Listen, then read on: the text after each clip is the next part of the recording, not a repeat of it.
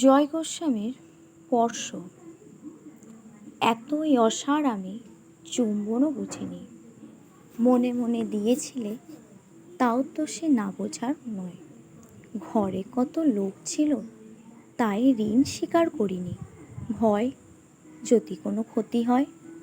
কি হয়, কি হতে পারত, এসবে কি কিচ্ছু এসে যায়? চোখে চোখ পড়া মাত্র ছোঁয়া লাগলো পাতায়। সেই তো যথেষ্ট স্বর্গ। সেই স্পর্শ ভাবি আজ। সেই যে অবাক করা গলা, অন্ধকারে তাও ফিরে আসে। স্বর্গ থেকে আরও স্বর্গে উড়ে যাও আর্ত ঋণী ছিনি। প্রথমে বুঝিনি, কিন্তু আজ বলো, দশক শতক ধরে ধরে ঘরে পথে লোকালয়ে স্রোতে জনস্রোতে আমাকে কি একাই খুঁজেছ তুমি? আমি বুঝি তোমাকে খুঁজিনি।